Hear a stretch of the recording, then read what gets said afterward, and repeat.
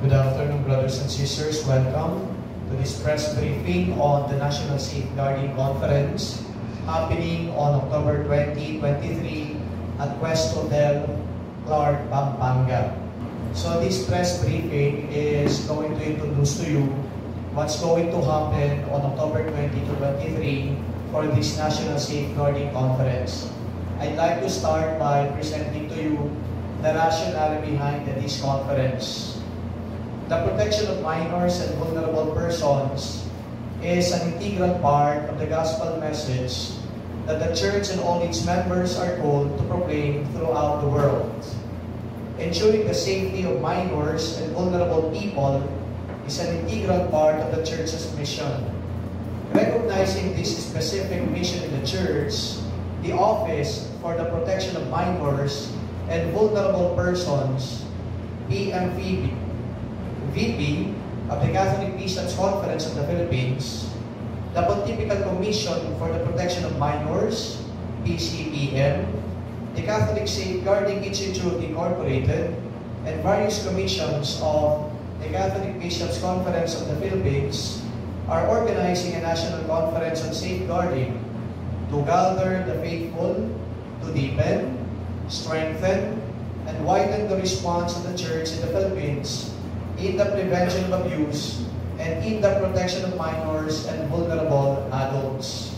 Inspired by the Synod 2024 document and the central message of hope in this Jubilee year 2025, the theme of the National Safeguarding Conference is Our Mission of Safeguarding, a journey of hope and compassion. The purpose of this gathering is to bring together safeguarding stakeholders within the Church in the Philippines to dialogue, to collaborate, and to share good practices in the protection of minors and vulnerable adults. A national conference on safeguarding concretely depicts a sense of urgency, importance, seriousness of the Church's response to the issues of abuse within its own spaces and in the broader society. Here are the objectives of the conference. Number one, the overall objective is for the participants to learn, understand, and differentiate relevant responses to the preventive and therapeutic sides of safeguarding, specifically, number one, to promote, increase awareness, and identify relevant responses for safeguarding minors and vulnerable adults. Number two, to orient and understand safeguarding and governing laws. And that includes giving updates on governance, guidelines from the Holy See, canon law updates, and civil law Philippine context. Number three, to understand the process of cases management and the relevance of a timely response. That includes handling of reports, accompanying victims and survivors, accompanying perpetrators. Number four, to network with various safeguarding stakeholders in the Philippines. That includes multicultural collaboration for the prevention of abuses, to create regional teams of safeguarding specialists in the Philippines that will be able to replicate and facilitate the transfer of competencies to the local level. I mentioned about the Office for the Protection of Minors and Vulnerable People of the Catholic Bishops' Conference of the Philippines, headed by Archbishop Florentino Navarias, together with the able support of his secretary, Father Ed Calma, and of course the other institutions included here in this conference. The Pontifical Commission for the Protection of Minors, PCPM, represented by Daniel Donini, Asia Oceania Regional Expert, and Monsignor Brendan Daly, a canon lawyer. Also, the Catholic Safeguarding Institute Incorporated, or CSI, represented here by the founder, Professor Gabriel Iliaco, President and Founder, Rogin Kaharian Makalalad, the Executive Director, and Monsignor Mascolino, Safeguarding Spirituality Specialist and Ecclesial Relations Director. And for the CMSP, the Conference of Major Superiors in the Philippines, we have Father John Era, the CMSP Safeguarding Trainer. Now, I'd like to present to you the current interventions being done. There are various interventions being offered by noteworthy organizations and institutions that play a vital role in developing and strengthening safeguarding practices within the Philippine Church. The Safeguarding Institute partners closely with dioceses and congregations. Its programs and services emphasize personal conversion and fraternity. And the Conference of Major Superiors in the Philippines, formerly known as the Association of Major Religious Superiors in the Philippines, as a communion of both men and women religious congregations, CMSP serves as a unifying body that fosters dialogue, collaboration, and shared mission among religious communities. Also, we have the different religious congregations helping us, like Daughters of Charity and the Salvatorian Sisters. They have invested in specialized formation and training of their members, providing courses in counseling, pastoral accompaniment, reporting procedures, and preventive measures. This strengthens the capacity of religious communities to create safe spaces and promote accountability. Now, at the diocesan level, we have the local churches that have extensively collaborated with the CSI. CSI, again, means Catholic Safeguarding Institute. So what does all these dioceses do? But it's, aside from partnering with the CSI in conducting training sessions, there are also formation initiatives, orientation for the clergy and seminarians, including lay leaders. There are also the formation desks instituted in the different dioceses that prioritize safeguarding principles within their formation programs. These efforts contribute to building safeguarding competencies for seminarians, priests, and lay leaders. So you have to remember that this conference is all about, well, not only telling the public that the church is doing something about this malady, but also capacitating the church priests, the seminarians, including lay leaders, to have competencies in safeguarding measures. And now, may I ask the different people here in your front to say something about their organization that they are representing. We start with Reverend Father John Era. Good afternoon. So I'm representing CMSP, and since 2018 we started convening, looking into how we can safeguard initiatives for religious groups of men and women. And for now we have 4 commissions under this. We have the Protection, Prevention Commission, Investigation, and Restoration. So the goal of these different commissions are to bring together all congregations, religious congregations, who already have some initiatives on this matter. and bring all them together so we can share it with others, particularly the dioceses, who are, by the way, kami naman po mga religious communities, we are in the different dioceses of the Philippines. So, and I would like to highlight the contribution of the sister congregations, particularly yung mga protection and center for victims and survivors.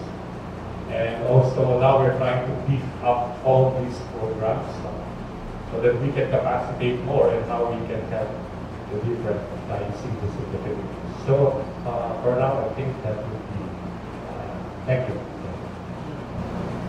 Thank you, Father John. And may I call in also Reverend Monsignor Damon Masconi. Good day to everyone.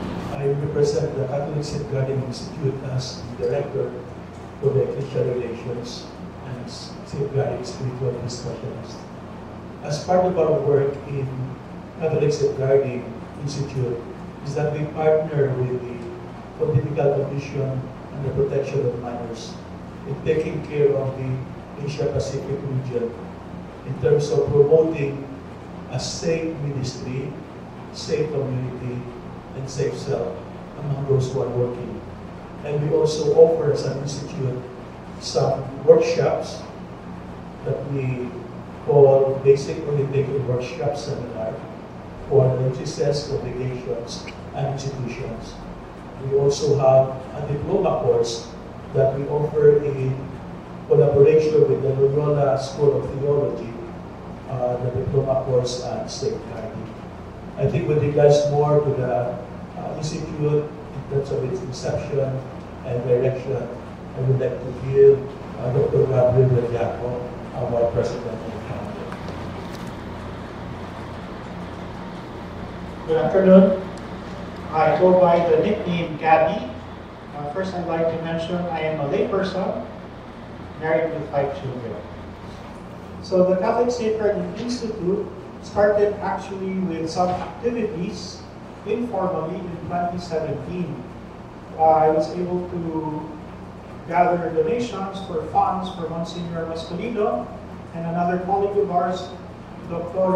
Carmen Lavinia, to take up, at the time, a brand new graduate diploma in safeguarding at the Pontifical Gregorian University in Rome. It was a one-semester program, and the purpose of this was when they came back, the 3 of us would start devising training programs. And the idea behind that was to help leadership in the church understand safeguarding, develop motivation from the heart, commit to it, and implement safeguarding practices within church spaces. Why is this important? This is important because, as you may know already, in the public sphere, there have been many media reports about abuses happening within church spaces, committed by persons who have positions of authority and trust in the church. So starting with in Ireland, 1998, and then the Boston Globe's Spotlight investigative reporting. Okay. So because of that, the popes, beginning with Pope John Paul II, followed by Pope Benedict, and then Pope Francis, were very keen on making members of the church, not just priests, not just bishops, not just religious, but everyone, capable of preventing abuse from happening and also intervening when they do see it happening. Pope Francis then made this mission public, and he was very public about it, and also crystallized the directions for the church.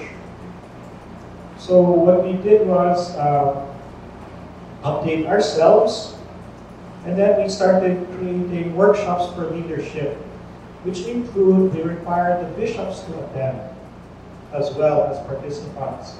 So far, we have trained 46 dioceses in the Philippines. Aside from that, there are several religious orders and school institutions that we have also provided training for. So that's how CSI started, providing education and training and helping people in this respect. That then grew into follow-up organizational consulting for policy development and system implementation of a safe environment system. So that is still a work in progress for many. It does take time, but more and more now have working systems. Okay. And then also we opened up recently a research arm to do research on what exactly is happening in terms of safeguarding and prevention of abuse within church spaces in the Philippines and also Asia. So hopefully we'll be able to find out what the lay of the land actually is in the coming years. And CSI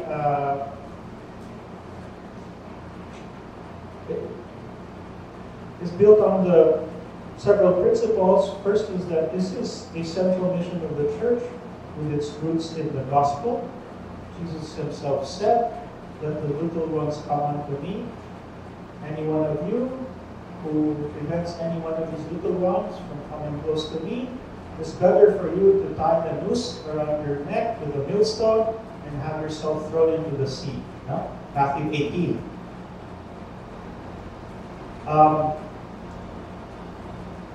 So our goal is to capacitate people within the church, in the region, to be able to fulfill this mission. It's not easy. It's not a simple mission. It has many facets. It also requires collaboration, not only within the church, but outside of the church as well. So the conference is organized to help further the mission, help further awareness, understanding, networking relationships also. And this is really, from my point of view, a big step for the church in the Philippines and Asia, because I mentioned earlier principles of safeguarding. It is a step forward in taking responsibility, being transparent, acknowledging publicly, yes, we have a safeguarding mission, and it's addressing specific issues related to abuse, but also related to well-being and flourishing. Where I think the church, I believe the church has many resources, not only material, but human capital and expertise that can be applied in this area, and they can succeed in this area. As a result, coming to the conference, we have guests from other local churches in Asia. Archbishop of Kuala Lumpur is coming, a bishop from Vietnam, etc. To observe and see how things are done and possibly replicate such a conference, gathering experts, church personnel, laity as well, in their own jurisdictions or regions. I think this is a big step forward for the faith, for justice, for healing, and for our following of our Lord Jesus Christ. Okay, so thank you so much, Dr. Gatti. And we have now Archbishop Florentino Varias, the Chairman of the Office for the Protection of Minors and Vulnerable People. Thank you, Father Jerome. So when Pope Francis established the Pontifical Commission for the Protection of Minors and Vulnerable Persons, he requested that bishops' conferences all over the world ought to establish also an office that will act as a liaison between Rome and the specific Episcopal conferences, especially when it comes to the matters concerning sexual abuse of minors and vulnerable persons committed by clerics, and later on, we are the legal leaders. Okay. This is one of what is expected of the office. It was in 2016 when I was tasked to head this office until now. This coming December, Roman, and this will take the steering wheel of this particular office. And this upcoming conference, this coming October 20 to 23, we use the theme, our mission of safeguarding, a journey of hope and compassion. This particular effort should be seen in the context of what is expected of the office of the Episcopal Commission for the Protection of Minors and Vulnerable Persons from the level of the poorest. And in order to further clarify this, it's in the context of what we will be doing this coming October 20 to 23, I would like to ask the Executive Secretary to present these functions of the said office. So, thank you, Archbishop. These are the functions of the Office for the Protection of Minors and Vulnerable Persons. The office aims to provide support for the formation and establishment of the archdiocesan and diocesan offices for the protection of minors and vulnerable persons that will ensure safeguarding initiatives in the diocesan level. It also aims to develop and strengthen and build a network with professionals and experts and consultants in the areas of psychology, civil and canon laws, counseling, as well as, of course, in safeguarding. The office also aims to collaborate with concerned institutions in updating existing guidelines, protocols, and proposing programs for care, healing, education, information, and the continuing efforts to safeguard the minors and the vulnerable persons. And lastly, it will also coordinate with the dioceses in crafting their own clergy code of conduct, protocols for reporting of complaints against sexual abuses of minors and other sexual misconduct. And one of the initiatives that we're doing now is really this first national conference on safeguarding. Thank you, Father Ed. I think the media representatives here will be provided with a copy of the works being done by the Office for the Safeguarding of Minors and Vulnerable People. Okay, we shall give you that copy. And then, of course, we also have here, to my left, Ms. Jean Macaladag, the Executive Director of Catholic Safeguarding Institute. Thank you, Father Jerome. Hello, good afternoon to everyone. So, I think Monsignor Mascolino and Dr. Gabby already mentioned a lot about our institute.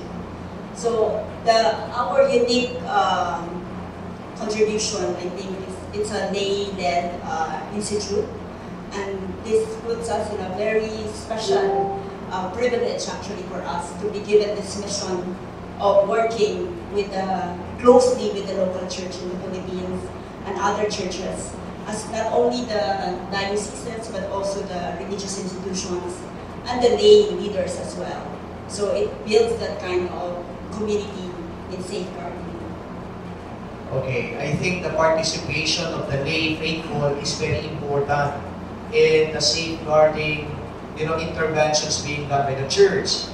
There were in the past accusations that things are being kept under the rug, but I don't think the lay people here will just do that. So we'd like to emphasize that. Kaya kami dito, sina Dr. Dillaco, sina Rogin, at iba pang mga lay partners para siguraduhin that justice will be served. And of course, we also have here via Zoom, just to underscore also the importance of this conference, meron po tayong representatives galing sa Vatican. Okay, I'm going to also call them to say something. I'd like to welcome Danielle Donini, the Asia Oceania Regional Expert. Hi, Danielle. Good afternoon here. Thank you. Good afternoon, everyone. Thank you very much. It's a pleasure to join with you by video today on behalf of the Pontifical Commission for the Protection of Minors. It's a pleasure and a great opportunity to support the work of the Philippine Conference and the local church there in this great initiative. The PCPM through our updated mission through Pope Francis in 2022, have three main objectives in which we work with the local churches across the world.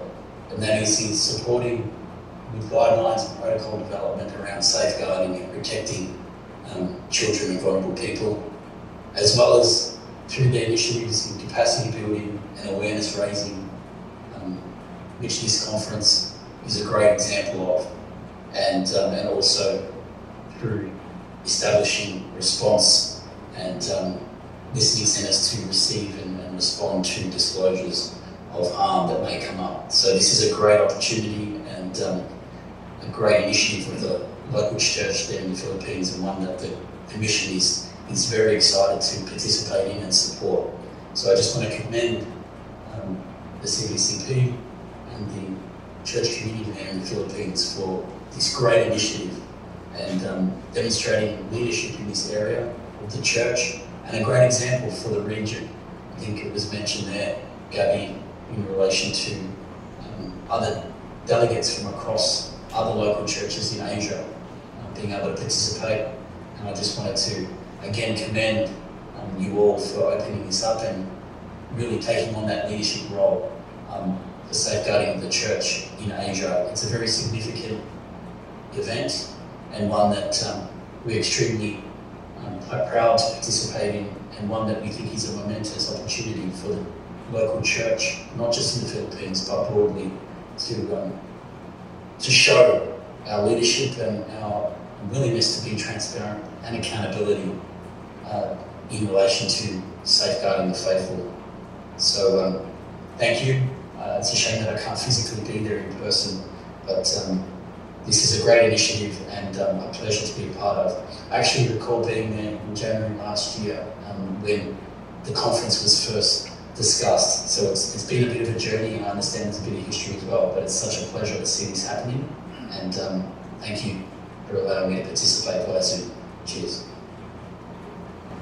Thank you so much, Daniel, the Asia Oceania Regional Expert, and he belongs to the Pontifical Commission for the Protection of Minors. Ibig sabihin, nasa Vatican po ito, Vatican-based. Okay, now for the less serious part, but very important. Okay, we have the number of participants to this conference. There are a total of 372 delegates to this 3-day conference. Okay, ito po yung breakdown. We start first with the ecclesiastical jurisdictions, meaning the dioceses or archdioceses in the Philippines. So we have 87 dioceses, archdioceses, apostolic vicariates, prelators, and military ordinariate. So the 87 mentioned are well represented. There's a 100% attendance to this gathering.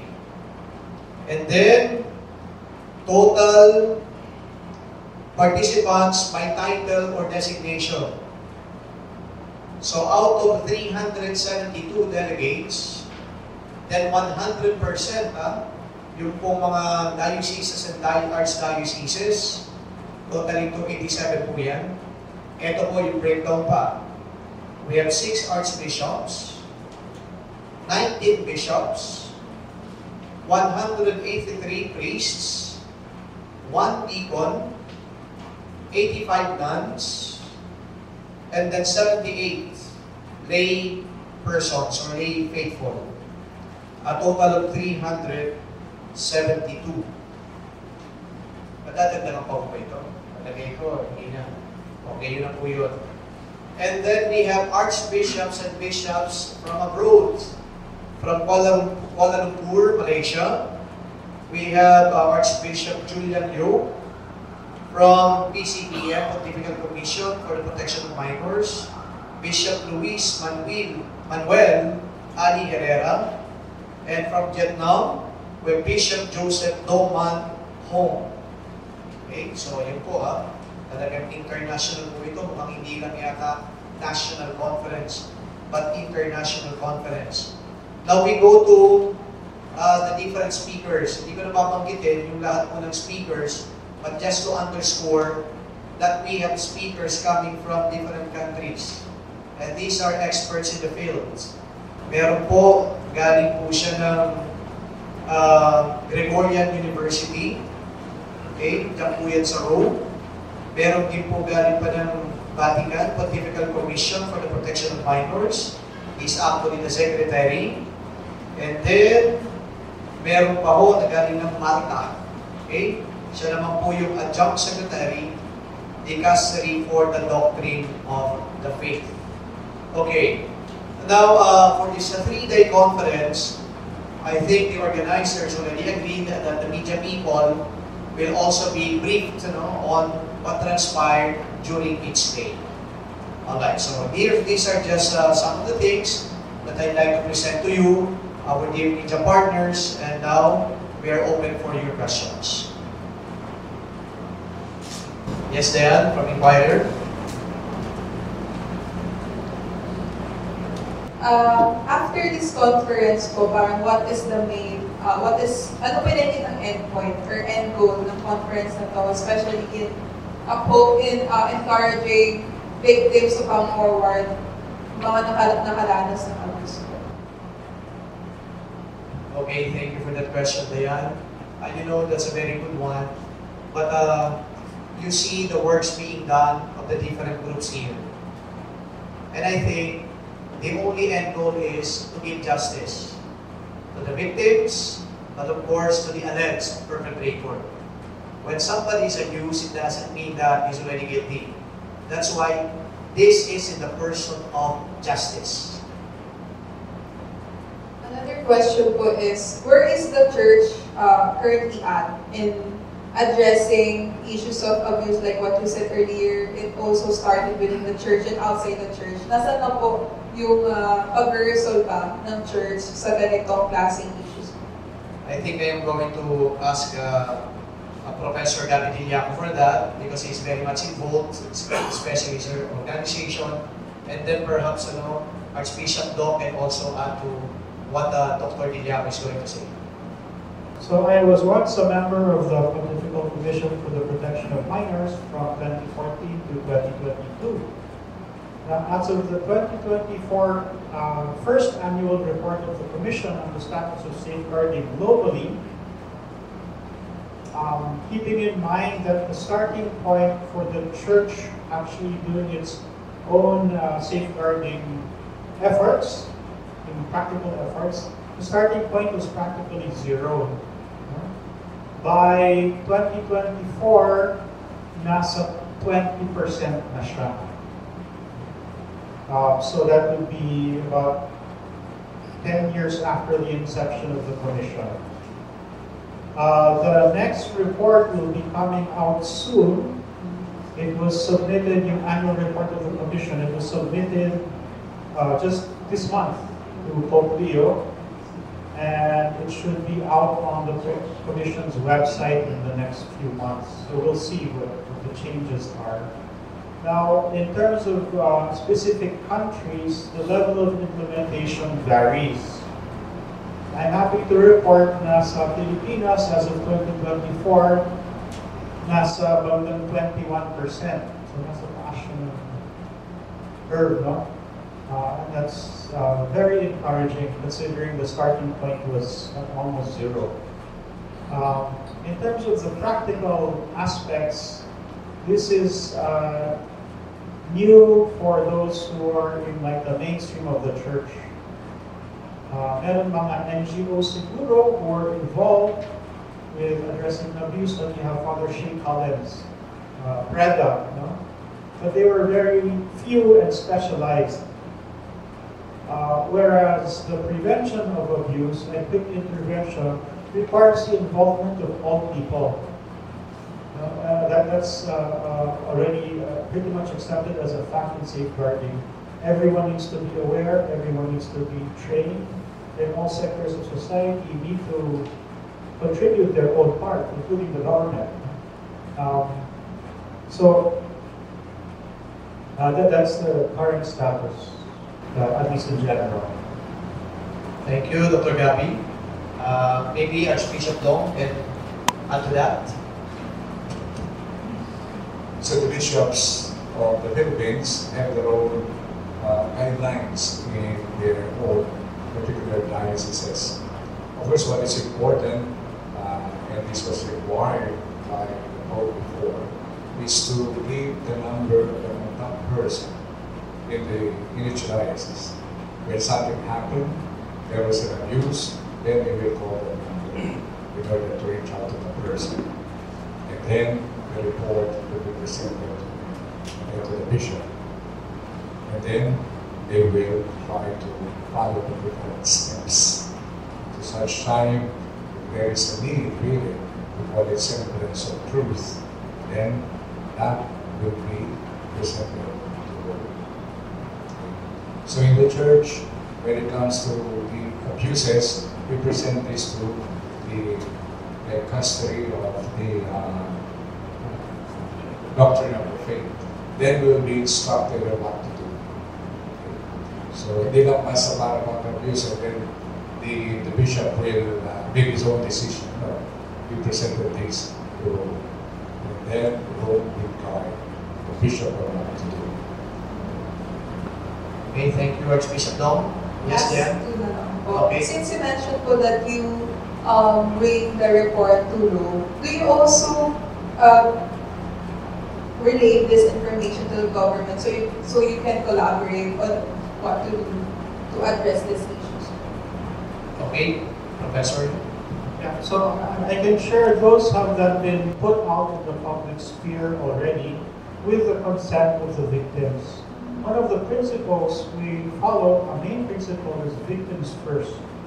And I found this to be the case in the Philippines and in other Asian countries where the victims don't want publicity. It's a very Asian cultural behavior. Okay. So in the Diocese of Tabo, and this was publicized in Mindanao Sunstar, one of the Mindanao babies, where when the new bishop took over, almost immediately 7 who had long time pending cases were dismissed, and I think 3 or 4 of them went to jail. So you can look that up. In the Diocese of San Carlos, and this is also in the news, Bishop Alminasa collaborated with the government and the local prosecutor, and supported the complainant in their seeking redress through the government. So it is that there are others also which the victims prefer that these not be publicized. Okay? Last question, Paul. How does the church and the CSI encourage victims of abuse to come forward and ensuring them that they will get the justice that they deserve? Yes, CSI. Okay, so we're open to all victims. We have victims working with us in the design and implementation of our training programs. We are not, as an NGO, we're not an advocacy, we're more like an education institute. We do refer them, we make them aware of their rights, and we refer them to appropriate groups. So for example, the Cebu Independent Safeguarding Team, they have many lawyers and in fact private prosecutors on their team to assist victims. There's also the International Justice Mission, which has a direct advocacy, if you're familiar with that.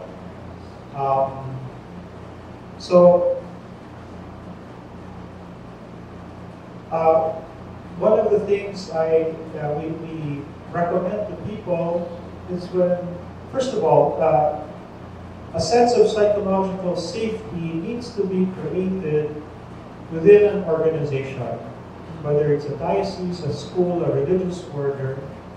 It needs to be created by the leadership, and this needs to be made known, practically speaking, to everyone, because we don't really know who a victim is just by looking at them. So that if they have been victimized, they can have enough confidence to come forward. Now, it takes a long time for victims to come forward. There are many things they consider and many fears that they have. So that tone of safety needs to be set. Part of setting that tone of safety is having a very clear reporting system that is public. It's made publicly available, and it's very easy to understand. That's the first part. The second part is, when people come forward, they are listened to. So all of these are part of our training programs, and also emphasized by the Office of Protection of Minors. They are listened to, and they need to know that they're not only going to be listened to, but that what's indicated in the procedures for handling these complaints will be followed. So each institution needs to actually follow through with what they're supposed to do. So there are things like, which is also now written into church law, certain standards like protection of the whistleblower, anonymity of the victim can be guaranteed. There's no more restriction on who victims can talk to about. Yeah, and there's also anonymous reporting. The name of the law is Vos Estis Lux Mundi. It's written there. So it's written there, but you need to keep in mind also that this was just introduced in 2019 in the church. So it's going to take time for people to adapt and really take a hold of these laws as explicitly articulated now and implement them. Okay, perhaps Diane, I'd like to add something. And these are very concrete steps. No? Number one, there is our office for the protection of minors and vulnerable people. And I think the existence of this office really shows that the church is actually very serious in addressing this matter. Whereas before, we don't have a formal office. So a victim, alleged victim, can just easily approach anybody. But this one, there is a proper institution from within the Catholic Church that is going to look into the matter. Number two, you have to understand that if the bishop does not act on any complaint, the bishop is going to be accountable to the Vatican. So I guess all these things, if you add them up, should actually, encourage the victims to find, justice, in the church, to come out in the open. So, thank you. Dayan, Roy of CBCP News. Some question. In practice, what are the biggest challenges that the church faces in implementing safeguarding measures, especially in the councils? Archbishop Tom. First, most difficult challenges, of course, when there are allegations and then the victim would not like to participate. There are allegations, and then afterwards, those who brought forth the allegation will back off. But what is important, following up on what Father Jerome had said, that there is an office in the diocese and there is a number wherein they can call in confidentiality. And once it reaches the bishop, then the bishop will give time to address the allegations. Thank you for that, Archbishop. I think responding also to that question is Father John Terra, because I think he dealt with some of the, problematic situations.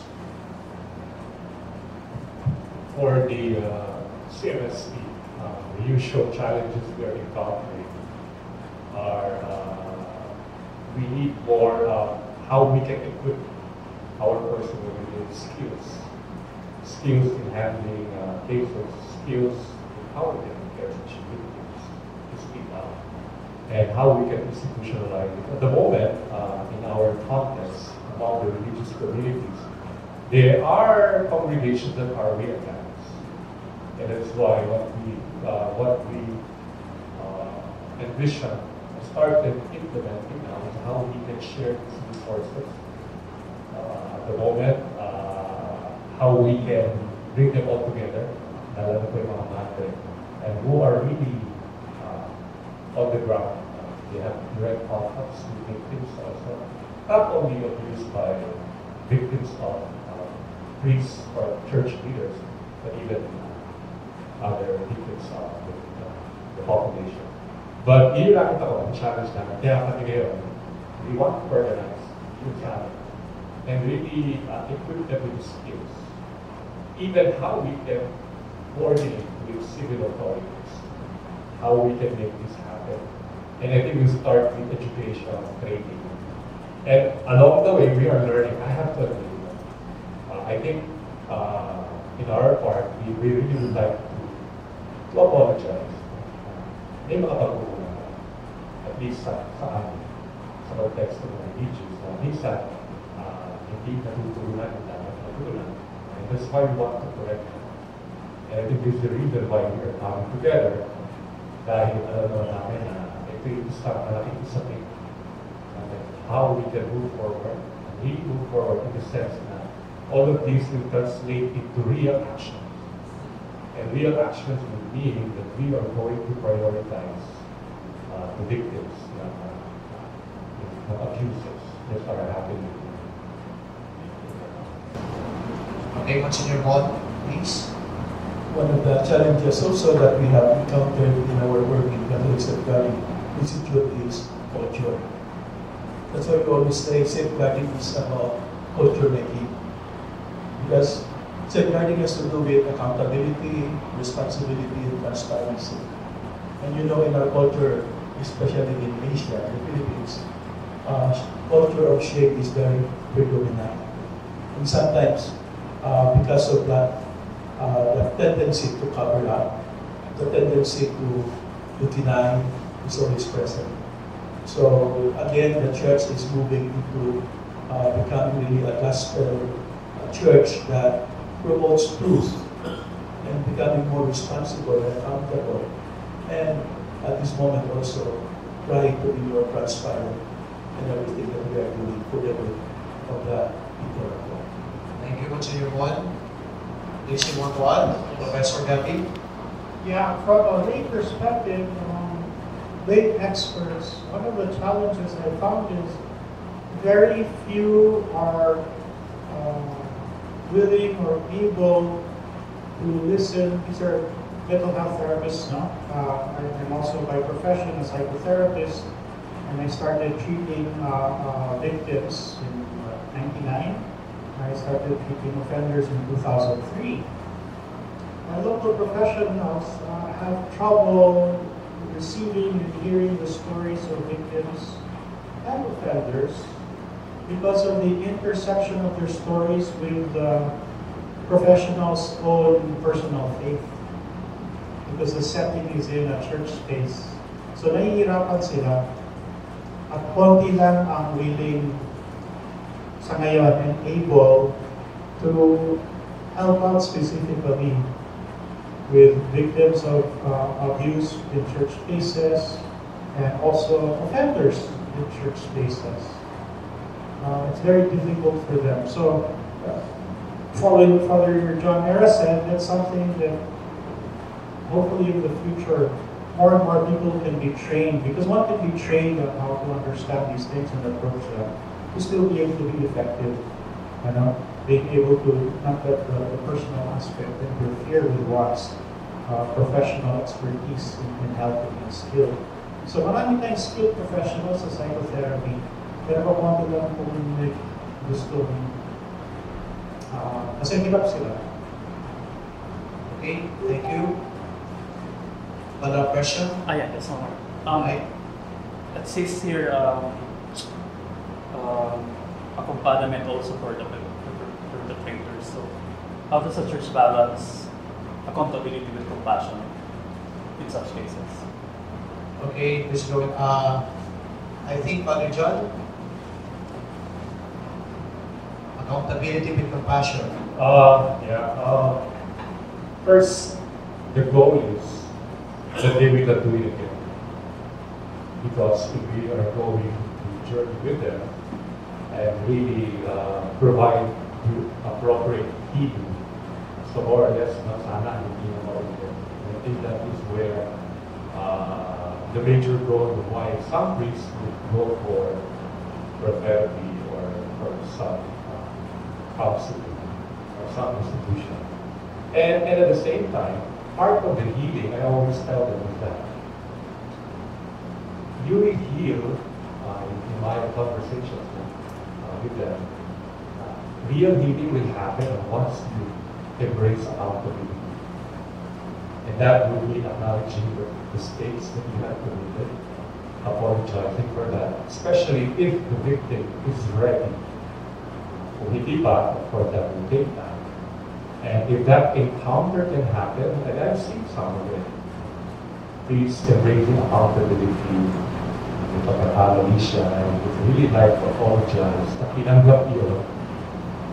Yun, kasi pag tinatakbuhan natin, I don't think genuine healing will happen. Kaya ito is a process. Unfortunately, hindi mo ito pwede madaliin. So it will really take time. It will really take time, the readiness of the priest.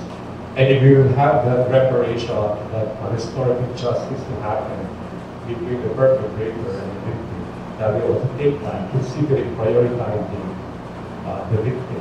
Kung ready siya, kung gusto. Dahil, I think, mas malinaw ngayon that sila ang ating priority more than anything else. And that will come. So, how we wish that we can speed up the process, we're really back there. But in my experience, it really takes time. And to balance it, mahalaga na perpetrators will have that acceptance that they are accountable, that will be part of the healing, not only of the victim, but also of themselves. Okay, continue po. I just would like to re-echo the spirit and the words of the late Pope Francis when he said, charity demands that the church recourse to penal process in order to correct the guilty, restore justice, and at the same time, avoid the unnecessary scandal for the church. I think that's a very balanced way of putting together compassion and accountability. Okay, so I'm speaking now as a clinician. This particular type of sexual offending is a non-violent sexual offending. That is the most common form of sexual offenses that occur within church spaces. A key, and maybe even the most important component of the healing of the offender is the person arriving at the point where they can be accountable. Sincerely, honestly, they claim the accountability for their actions. Okay. So, from my point of view, being compassionate, actually holding the person to account, is the act of compassion. That's the most compassionate act, holding them to account. The psychotherapy helps them internally understand and become accountable. So far, when you consult all the science journals, there is no cure. Psychotherapy does not cure and does not necessarily restore self-control when it comes to this behavior. What the therapy does is help the person realize what they've done, realize what they've done wrong, and become accountable and start working on their own healing and how to make something good out of their lives. But it does not help the person be able to self-regulate the sexual offending behavior. That's why the church and secular institutions and governments recommend and use restrictions enforced by others. Because that helps the person. That's part of the impairment. So the most compassionate thing is to hold them to account And Pope Francis, in one of his homilies in 2017, I can't remember the exact date, he's talking about how justice and mercy. And the mystery of God's justice also being His mercy, and mercy being His justice. And if I may present a story from the Gospels, at the crucifixion, one of the criminals confessed his faith in God, the repentant thief. That criminal's accountability was being crucified for his crimes. He confessed his faith amid his accountability. That's where he experiences conversion. What did Jesus reply to him? He didn't remove him from the cross and say, okay, I'll give you another chance. He did not. He said, good, I'll see you in heaven. I will see you in paradise. He did not remove the occasion for accountability. So compassion doesn't mean just letting someone return without any kind of intervention. And in fact, the possibility is they may not be able to return to ministry. And they may have to go through a civil process and end up in jail. So now, once Monsignor mentioned culture. Adopting that view of accountability, especially in countries like the Philippines, our culture, is part of the cultural change that safeguarding is aiming for. And hindi madali kasi mapapatawag tayo, you just look at our political scene. So,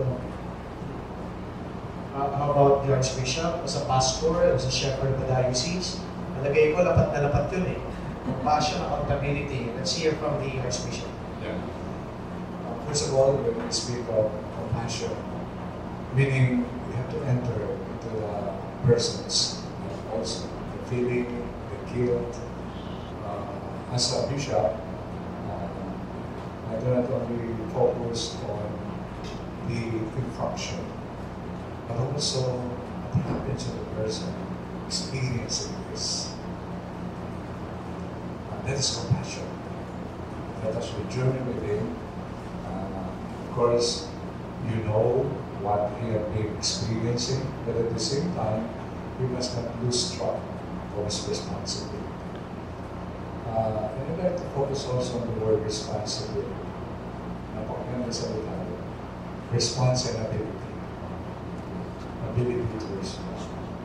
That's why accompanying a person with compassion is to help the person to regain once again his capacity to respond to his occupation, to respond to what he needs to amend because of the function. For me, there's no better way to express the result of compassion kundi yung tulungan siya para itong taong ito makabalik yung kanyang capacity to respond. Sumagot. Hindi lang panimutin yung kanyang ginawa, but sumagot din siya sa patuloy na tawag sa kanyang buhay, Panginoon, at saka yung tao na nasira niya. Kasi alam na natin, especially when it comes to minors, very destructive yung yan sa kanyang buhay. And finally, of course, when we are doing that, showing them compassion, meaning may itong taong ito naniniwala siya, mayroon kang pag-asa. May pag-asa ka. Na hindi mo hinadyan ng tiyan. Okay? So, siguro. Beautiful words coming from a shepherd. Thank you so much, Archbishop Dong. Any more questions, please? Okay, from Philippine Star, Evelyn. In the paper, it was mentioned that one of the purposes, because there is a deep sense of urgency, is that the reason why it's being created. So I know the statistics are not available, but I don't even know if this is the right term. How rampant are the cases, or how many cases are there in the Philippines that you know of?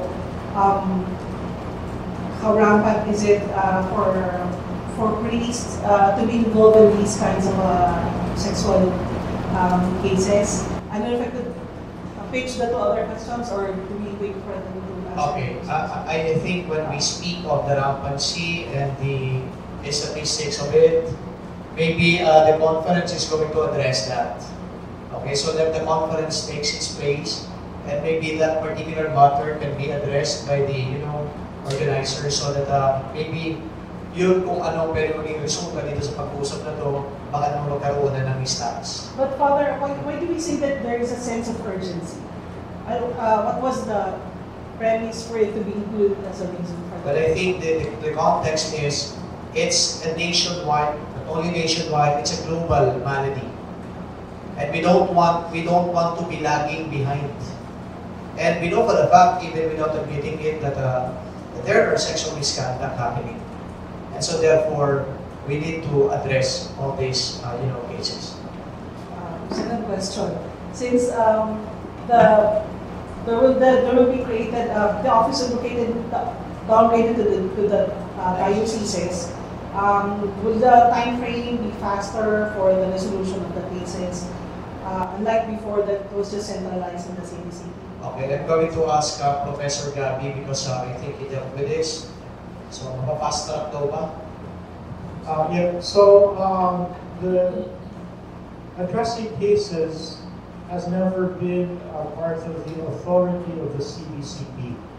It does not have that kind of authority. CBCP, a secular parallel would be, it's like the League of Cities. No? So mayors you member, pero they have no authority over each other. And the League of Cities has no governing authority over the mayors as a body, no? Okay, so when an organization, as I understand it, CBCP, okay, it has always been, the authority to address has always been with the local bishop or provincial superior of a religious order. No? Just like for crimes committed in Quezon City, the mayor of Quezon City has some authority over that. For crimes committed in Manila, hindi na yung mayor ng Quezon City. It's the mayor of Manila, no? And the police of Manila. Okay, so that's the context. No? So it's the same with the dioceses, and in the relation of the dioceses to the CBCP. The CBCP has provided assistance, which is part of their mandate, by obtaining resources to help dioceses who ask for resources. So canon lawyers or whoever, if they don't have any local ones. Now, your question about how will the office help? It's not a devolution of a function of the CBCP to the dioceses. It's the creation for the first time of a specific office in the diocese to address the issue. And that's how they will help. Now, there are many dioceses that they put the office has a Facebook page. They have several lines. They can be texted, smart, TNT, blog, SMS, and they're advertising what they do and encouraging people to. And many have been used already. Some, in fact, they need more people in their office to help out. Now, in terms of the inquiries, some are about sexual abuses committed within church cases. Others are just abuse in general. So people will call or text or message. Let's say it's a domestic issue, not incest. They're now also calling the office, and it is very good. So, sorry for clarification, the offices will not only be handling complaints against members of the clergy, but also evenly persons, a relative, like, let's say, a parent, and it also happens. Yes. So currently the focus is on members of the clergy or religious, but the church law includes lay leaders. Let's say may kasos a lay leader inside one of the movements, Couples for Christ, the feast. So they have also been required by the Vatican to create and submit their own policies and what their safeguarding structure is. And as far as the Philippine lay movements that have recognition in Rome, I think all of them have already submitted who's their point person, who's their... So they also have recourse to processes of justice within the church. Sorry po, last na lang. I'm just wondering, if a person, let's say, has been the victim of sexual abuse, let's say even let's say committed by a priest, the person could easily file a complaint before the police, the regular courts, and go through the process. Why would the person go through a second time to be subject, remembering or recalling the events that happened to her life, and again reporting it to the church, and how would transpire, what you mentioned earlier, will be transpired for the person to feel that she's getting justice against the offender. Thank you. Yeah, so that's a very good question. Not only about duplication of process, but re-traumatization if indeed the complainant is a victim. So that's an area, hopefully, that in the future can be an area for collaboration between government and church. So what happens now is, if a civil process has started, or what the complainants want to start a civil process, what most dioceses do is they halt the canonical, the church process. No? For several reasons. One, there are legal reasons, which you'll have to ask lawyers why, legal reasons. But for the clinical reason, the psychological reason of uulit-ulit na yung pagsabi ng trauma, paulit-ulit, no? So our leaders, church leaders are aware of this and sensitive to the fact. No? Now, the legal aspect, iba-iba eh, witness tampering, kung ano-ano, but please ask a lawyer. Okay. All right. Any more? So there being none, so I guess we need to close. Meron pa? Veritas? Ano na po? Okay. Tanong ko na po yung ano po yung mga concrete po na support system po na ongoing po ngayon sa mga victims, at saka po paano po natin ma-integrate itong safeguarding educations sa ating mga seminarios at saka forbidden houses po. Okay, we start with Father John. Support systems, especially in seminaries. Yeah, it's a seminary that we started the conversation already, how to make it part of the curriculum. In fact, sa seminary namin, and many seminaries are doing this already. And I think there should be more discussion on maybe how we can streamline this curriculum. But definitely it's already part of almost like in our context, almost, no, actually every year, it's part of their, even their spiritual formation. So not only, there are many areas that we can talk about, like risk factors, identifying red flags and all that. And every year there's that conversation. Even when we start a school year, we already put it out as a seminary. And I'm sure other seminaries are following also. Now, as to concrete support, as I said, they're not existing. But I have to admit this, we need to increase more. We need more. We need more professionals. We need more licensed counselors, licensed psychotherapists. Because I think if you can look at our national context, kulang talaga. Guidance counselors talaga, kulang. So part of the program natin is how we can capacitate the sisters and the fathers. So we also have programs that will qualify them also later as the licensed psychotherapists and counselors. So yung goal, dumami pa. I think we really need more so that we can fully accompany them. I'm sure lalo yung mga malalayo sa Metro Manila. Sa Metro Manila nga wala na ulit ang ating mga counselors. So how much more siguro ito ating kulang na intelligent guests na. Sa mga islands pa, hirap. So that's why I hope after this, beef up the resources of the church, how we can support all these initiatives. From your end, Monsignor Mon, as a spiritual director, part also of the work in safeguarding is not only responding to cases and to abuses, but also creating safe spaces. That's why even in provincial houses and in the diocese, a certain level of coming up with certain code of conduct to be observed. And even the way the structures and buildings are designed, the people who are in private interaction will be safe and transparent enough to the public, so that no possibility of abuse can happen. So all of these are being being addressed. And slowly we're moving towards that as part of the orientation and education process. The safeguarding is not simply about attending to the abuses that is happening, but preventing it from happening. So how do we train and form people to be mature effectively and to be congruent with the vocation they're going into? So these are important part of the component of safeguarding. What you look? You see that? Yes, so there is, I've given the example, San Carlos Seminary. First, most seminaries now, because the Vatican, through the Congregation for Clergy, who's now in charge of seminaries, has required all seminaries to have an academic course on safeguarding.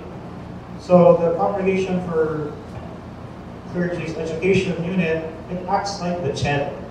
So puro curriculum ang tinitignan, and then may doctrinal elements. They look at the tama ba to.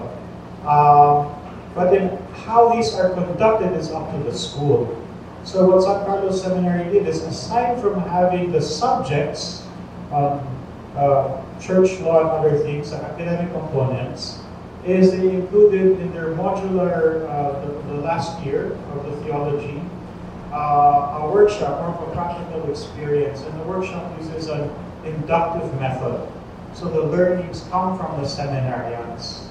And it's rich with testimonies from victims, presentations of videos of offenders, and then all the technical things they need to know, including, and I think for church organizations, that may be the most important part, are the spiritual reasons why it's important for a clergy member, a seminarian, a nun, a lay faithful, who we are not police, we are not social workers, but why we should be doing these things.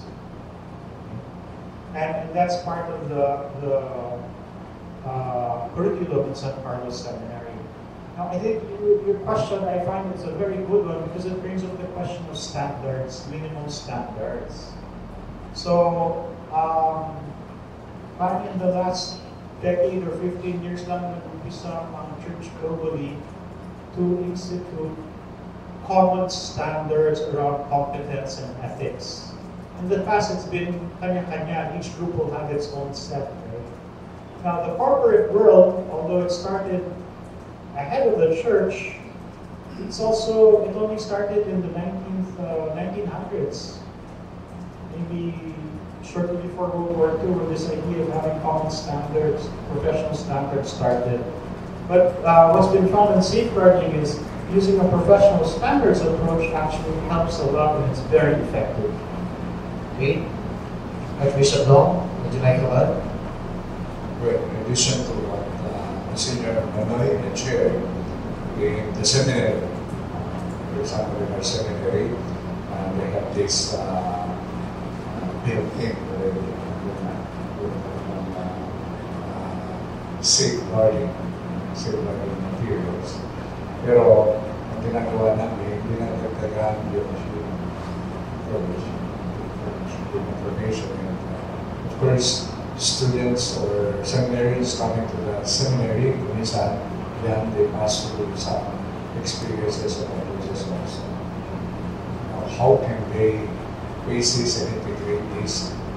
How can they make use of this so that compassion, they become more compassion as a result of these experiences? Because I know when these are not addressed, well, what will happen?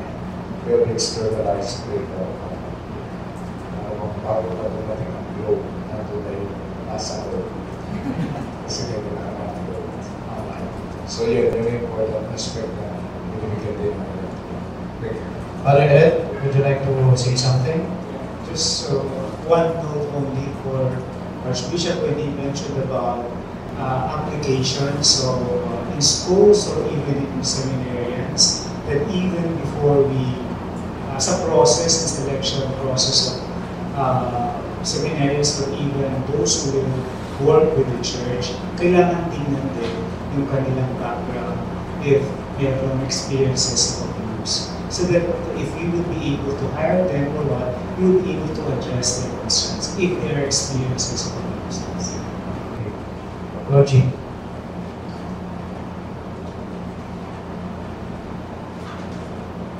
Maybe just to summarize what they said, these are really very important concerns that we have discussed for so long. And just to go back to the conference, these are also the topics that we will be sharing, and we'll have an encounter with the clergy and religious institutions representatives. So we have many concurrent sessions in this area, ongoing and initial coordination, accompanying victims and the secondary victims, in fact also accompanying and understanding perpetrators and canon law.